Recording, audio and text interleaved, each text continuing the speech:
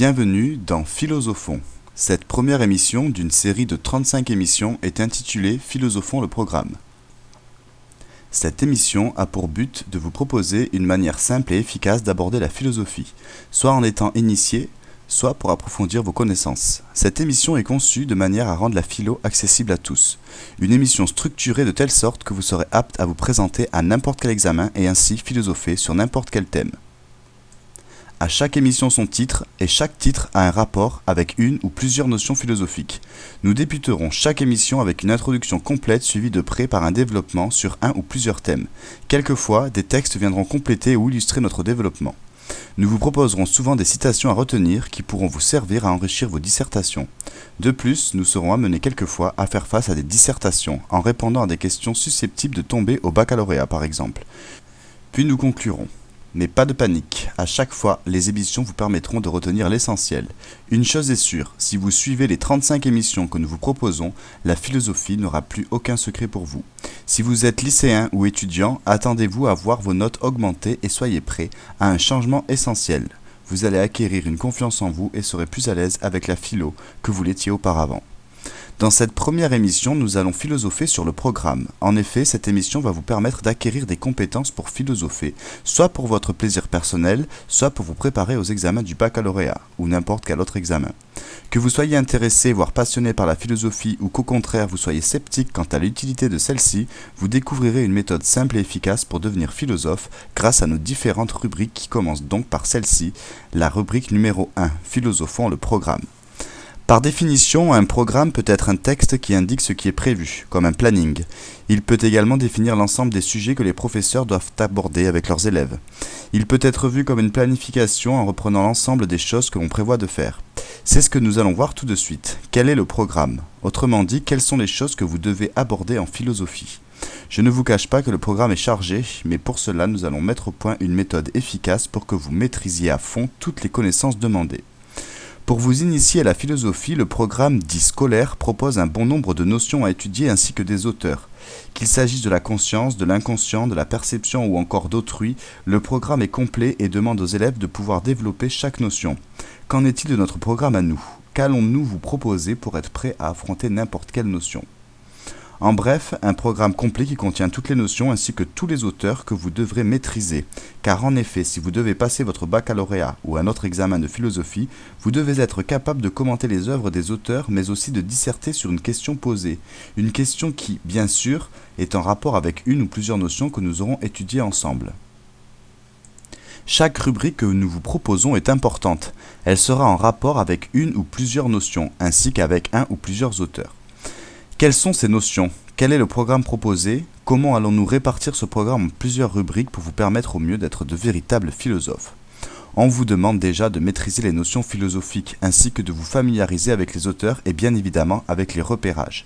Bien plus que ça, car en effet vous devrez également être capable d'alimenter votre culture en vous intéressant à d'autres œuvres, qu'elles soient littéraires, musicales ou encore cinématographiques.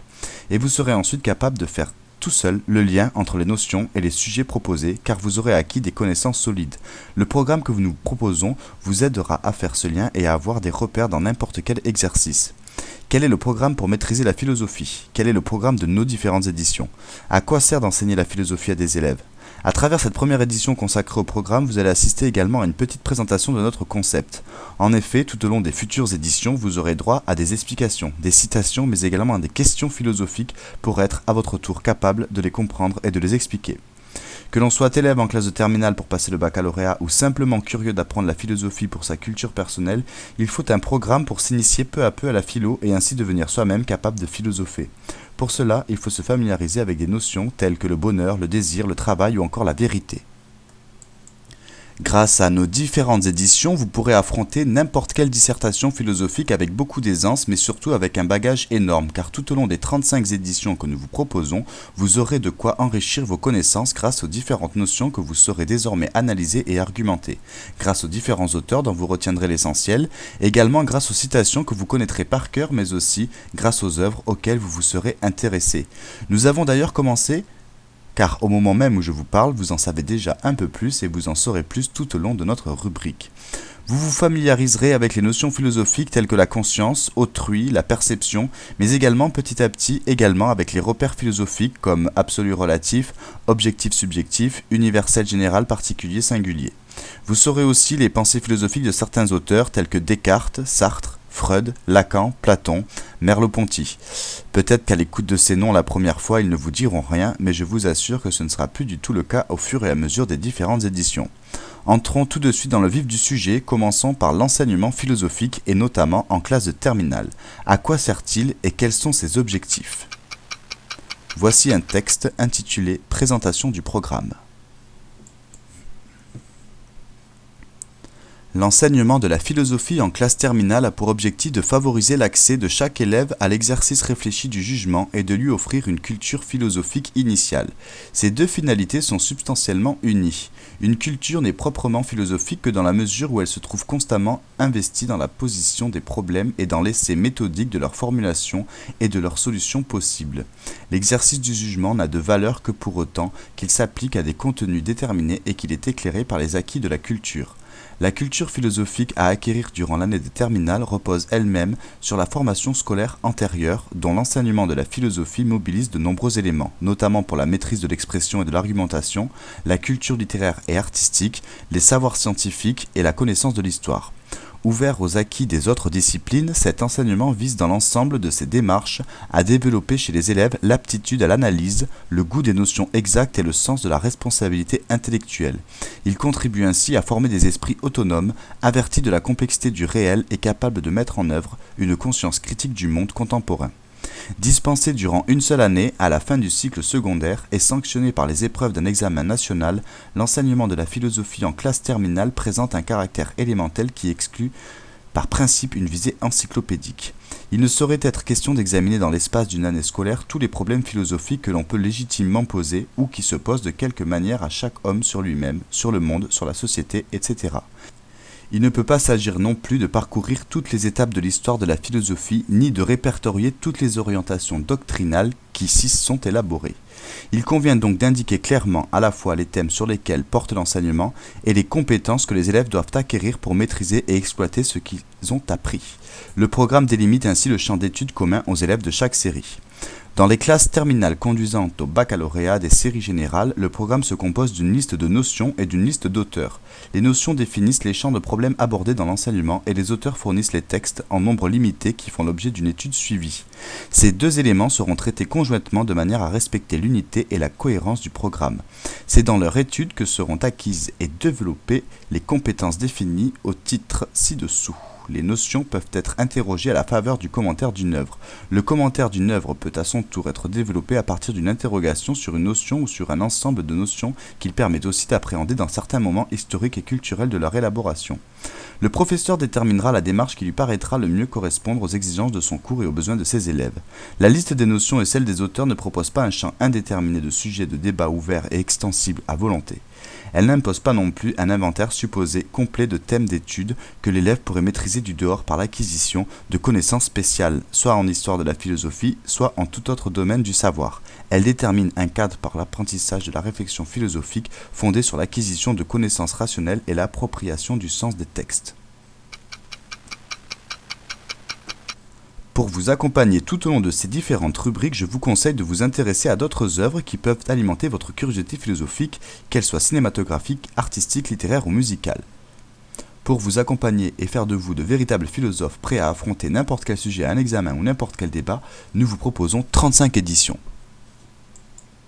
Ces éditions sont conçues de telle sorte que sans même vous en rendre compte, vous développerez des connaissances solides qui vous permettront de consolider vos facultés intellectuelles. Vous aurez alors toutes les clés en main pour philosopher. Mais surtout, ce qu'il vous faut maîtriser, ce sont les notions suivantes. Les notions concernant le sujet, la conscience, la perception, l'inconscient, autrui, le désir, l'existence et le temps. Les notions concernant la culture, le langage, l'art, le travail et la technique, la religion, l'histoire. Les notions concernant la raison et le réel, théorie et expérience. expérience, la démonstration, l'interprétation, le vivant, la matière et l'esprit, la vérité, les notions concernant la politique, la société, la justice et le droit, l'État, et les notions concernant la morale, la liberté, le devoir, le bonheur. Pour cela, voici notre programme taillé sur mesure pour faire de vous des philosophes incollables. Voici les 35 éditions proposées. Ces 35 éditions sont toutes liées entre elles et traitent toutes de plusieurs notions et repères importants.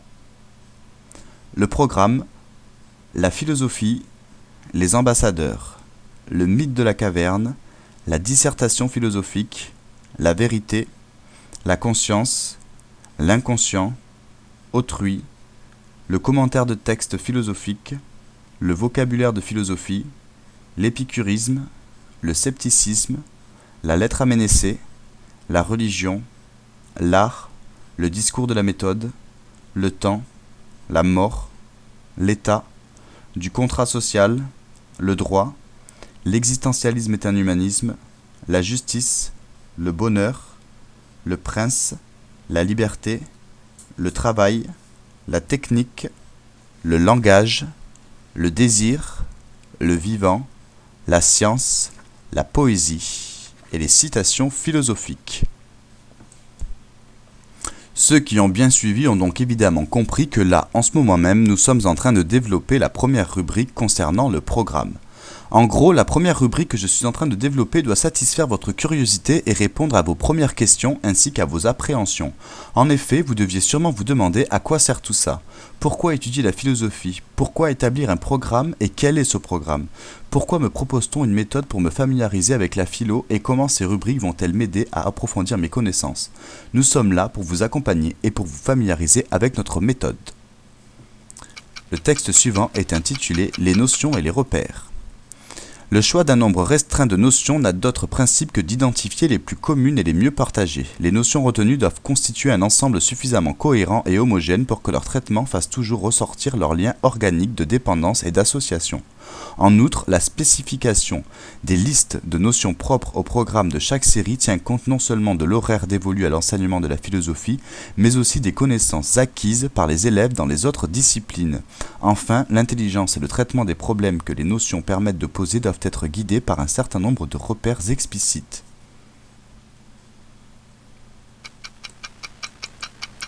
Les notions donc à apprendre durant votre familiarisation avec la philosophie concernent le sujet, la culture, la raison et le réel, la politique et la morale. Il faudra donc pour accéder à cet exercice réfléchi du jugement que les notions philosophiques n'aient plus aucun secret pour vous. Les notions concernant d'abord le sujet comme la conscience, la perception, l'inconscient, autrui, le désir, l'existence et le temps. Ensuite, la culture avec le langage, l'art, le travail et la technique, la religion et l'histoire. Puis la raison et le réel avec théorie et expérience, la démonstration, l'interprétation, le vivant, la matière et l'esprit, la vérité. Ensuite, la politique avec la société, la justice et le droit, l'État. Et enfin, la morale avec la liberté, le devoir, le bonheur. Quelles sont ces notions? Qu'évoquent-elles pour vous? Revoyons ensemble la liste des notions et réfléchissez-y. La conscience, la perception, l'inconscient, autrui, le désir, l'existence et le temps, le langage, l'art, le travail et la technique, la religion, l'histoire, théorie et expérience, la démonstration, l'interprétation, le vivant, la matière et l'esprit, la vérité, la société, la justice et le droit, l'État, la liberté, le devoir, le bonheur. Réfléchissez bien à chacune de ces notions. Le prochain texte est intitulé « Les notions ». Dans toutes les séries, la liste des notions s'articule à partir de 5 champs de problèmes, eux-mêmes désignés par des notions isolées ou couplées qui orientent les directions fondamentales de la recherche. L'ordre dans lequel les notions sont abordées et leur articulation avec l'étude des œuvres relève de la liberté philosophique et de la responsabilité du professeur, pourvu que toutes soient examinées. Le professeur mettra en évidence la complémentarité des traitements dont une même notion aura pu être l'objet dans des moments distincts de son enseignement. Revenons-en à nos notions. Nous commençons tout de suite avec la conscience. La conscience vous fait penser à quoi? L'âme, l'application, la connaissance, l'être, l'intuition, la représentation, le scrupule, le sens, le soin. La conscience est en fait la perception chez l'homme de sa propre existence et du monde qui l'entoure. La conscience a aussi un sens moral. En effet, elle est le jugement de valeur de ses propres actes. La conscience est la capacité de se percevoir, s'identifier, de penser et de se comporter de manière adaptée. Elle est ce que l'on sent et ce que l'on sait de soi, d'autrui et du monde. En ce sens, elle englobe l'appréhension subjective de nos expériences et la perception objective de la réalité. Par elle, enfin, nous est donnée la capacité d'agir sur nous-mêmes pour nous transformer. La perception. La perception vous fait penser à quoi? L'idée, la sensation, la vue? La perception est l'action de percevoir par l'un des 5 sens ou par l'esprit. La perception, comme le dit Lalande, est l'acte par lequel un individu organisant immédiatement ses sensations, les interprétant et les complétant par des images et des souvenirs, s'oppose à un objet qu'il juge spontanément distinct de lui, réel et actuellement connu de lui. L'inconscient. Et quant à l'inconscient, vous pensez à déraisonnable, fou, imprudent, insouciant, irréfléchi ou subconscient? L'inconscient est en fait ce dont on n'a pas conscience, c'est tout ce qui n'est pas conscient. La notion universelle d'inconscient recouvre globalement tous les processus et activités psychiques qui, pour des raisons diverses, ne peuvent être ni perçus, ni à plus forte raison contrôlés par la conscience. L'inconscient qui s'exprime dans les rêves, les pulsions, les fantasmes est un formidable moteur d'énergie psychique créatrice. La méthode psychanalytique et notamment l'interprétation des rêves aide à en explorer les contenus. Autrui. Vous pensez à l'autre, le prochain, le semblable? Autrui, c'est les autres, le prochain, le semblable. Sartre donne d'autrui la définition suivante. C'est l'autre, c'est-à-dire le moi qui n'est pas moi. Le désir. Que pensez-vous du désir? L'amour, l'attente, le besoin, l'attirance, l'envie, le rêve, la tentation? Le désir, c'est l'envie, le fait de vouloir quelque chose. C'est donc une chose désirée. Le désir peut être aussi une attirance ou un appétit sexuel.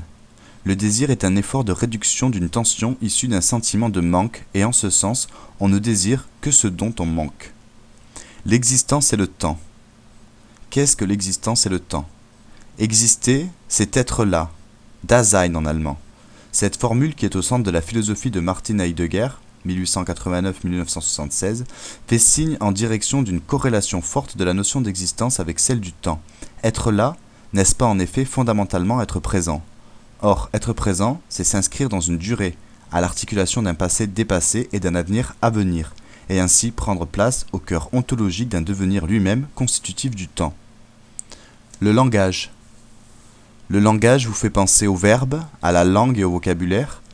Le langage est la faculté d'expression que possède l'homme. Elle lui permet d'exprimer sa pensée grâce à la parole et à l'écriture. En fait, c'est un système de signes permettant l'expression et la communication de la pensée. C'est tous les moyens d'expression, de communication, d'instruction au moyen de signes, comme le langage animal ou informatique. Le langage peut être aussi une langue propre à un peuple ou à un groupe social. L'art.